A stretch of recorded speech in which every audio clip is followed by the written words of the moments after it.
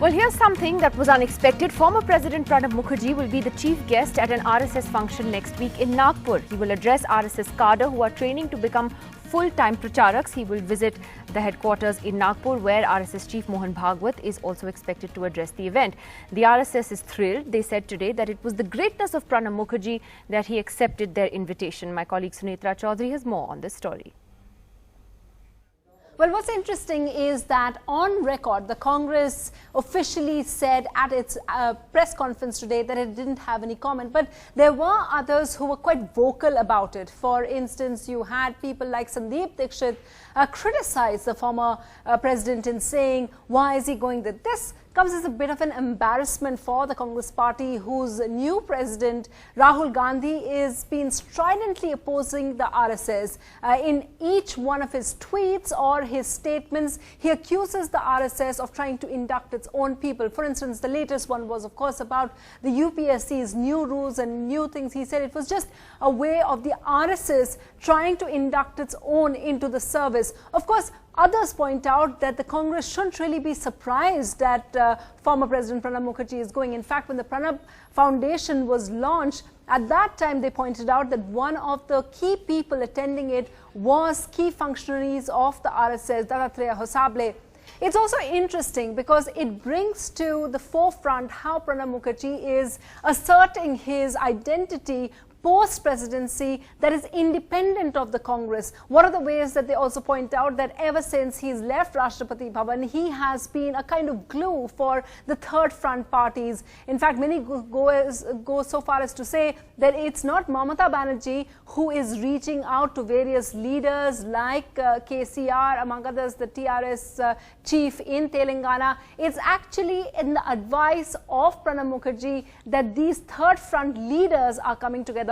They point out how at Naveen Patnaik's home in Bhubaneswar, there was a meeting between all the opposition leaders, Sitaram Yechury, Deve Gowda, even LK Advani, and Pranab Mukherjee was there at lunch over there. Not much was said about it, but they say that was a key point. In fact, they point out another instance. It was in the last days of his presidency where Naveen Patnaik dropped in for lunch at Rashtrapati Bhavan. At that time, it was there that Naveen Patnaik had a phone conversation with Mamata Banerjee. So it's very key. Now, NDTV has spoken to a wide range of leaders from the Trinamool Congress, BJD, and other such opposition leaders, and they all point out that it could go so far as to say that Pranab Mukherjee may emerge as one of those consensus candidates, even as the Prime Minister for 2019, perhaps the only one who could give competition to Narendra Modi. Of course, his office and his aides point out, totally off the record, of course,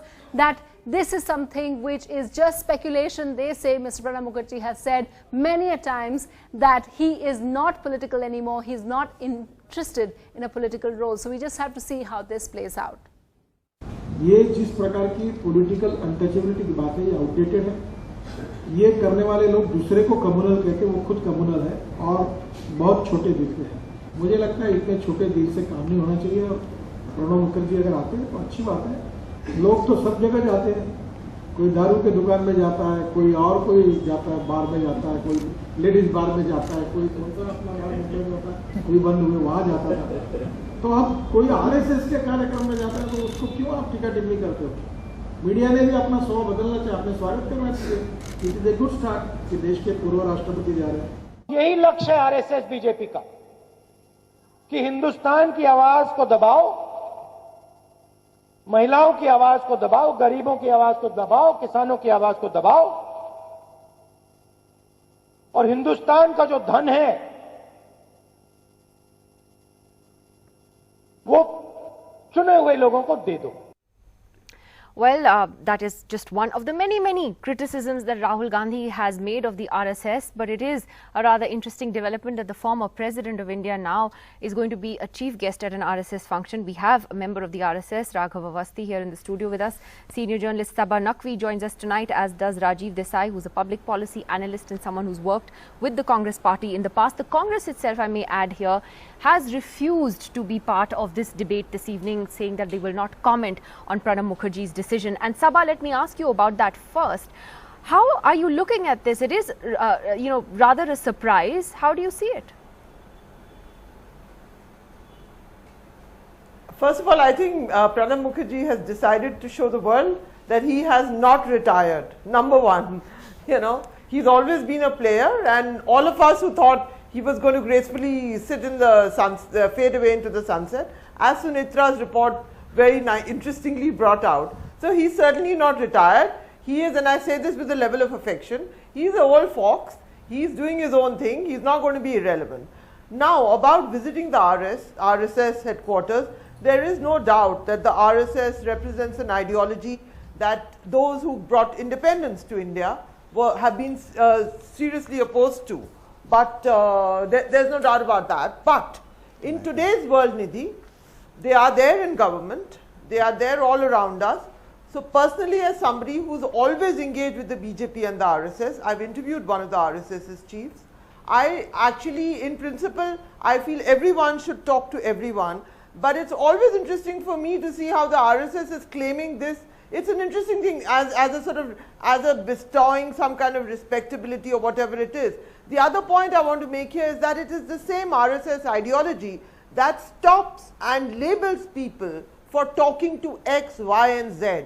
So while we should all say everyone should engage with everyone else, especially at a time when the RSS is directly involved in government through its various nominees and everyone, at the same time it is the same ideology which is not open-minded about many people speaking to many others. I think that's an interesting I would point. Just like to make that point. But here. you know, even as for Pranab Mukherjee, yeah, he may go there and make a speech about you know, humanity, and he may give them a lecture, but I think it's just Pranab Da being Pranab Da. Well, Raghav, and the interesting thing, and what Sabha says is absolutely right, but the other interesting thing is we were like looking for what Pranab Mukherjee had said in the past about the RSS, and he had actually moved a political resolution, a Congress resolution in 2010, and then he was the finance minister, where he asked the government to investigate links between terrorists and the RSS and its sister organizations. That was the resolution that he moved.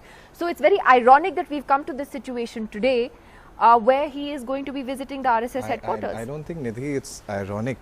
I think it's a logical culmination. This man has been the President of India, and as President of India, he's had the opportunity to work closely as head of state with a government that has many people who have a distinguished lineage in the RSS. And therefore, I'm not surprised that he now wants to know more about them or engage with them further. Having said that, I would just very briefly like to address what Sabha ma'am said. No, let me first ask you, why did the RSS think of inviting him? Because that's also very interesting. Yeah, and I've pointed out the background. I mean, he has been so critical of the RSS in the past. But so, I think as a former president, I think it is unfair to, you know, shackle him in these boundaries of political partisanship. As a former president, he is an asset as far as the whole country is concerned, and the RSS also is part of the body politic of this country, and it is it's embedded into the socio-political and political fabric. And therefore, if the RSS wants to invite a former president who has held a constitutional post, then I don't think anybody should have a problem. I'll just very briefly address what Sabha ma'am said. She said something about the RSS ideology not being open to whatever. I think in psychology, this is known as projection. As a matter of fact, it's the Congress ideology which has imposed the emergency upon this country, and they have now, you know, installed a dynasty which they want to be the first family of this country. And I think this is the reason why they feel that somehow the RSS is not open to ideas. I would like to ask anybody who says, anybody who says that the RSS is not open to, you know, discussion and debate to actually attend a Shakha for a change, and their notions would be dispelled. All right. Well, okay. Well, Sabha, if you want to attend that Shakha, let us know later. But let me ask Rajiv Desai first. Rajiv Desai, are you surprised? Are you surprised that Pranab Mukherjee decided to do this? And what do you think the motivation is here? Nidhi, I've worked very, very closely with Mr. Mukherjee for many years. I hold him in the highest of esteem. The man is a picture of old world propriety. He would not do anything that is improper. I mean, this is my assessment on dealing with him. So I think that if he accepted the invitation, he probably did so as a former president of India. I mean, Congress is also kind of right in wondering why he did that, but that's a matter of speculation. But what I really think this is pure pure RSS mischief by inviting him and creating a huge controversy over it. This red herring strategy that is followed by the BJP and the RSS, which is to divert attention from the real issues, as in the performance of this government, as in the increasing terrorism in Kashmir, as in so many things, as in increasingly they're losing grip on the political system.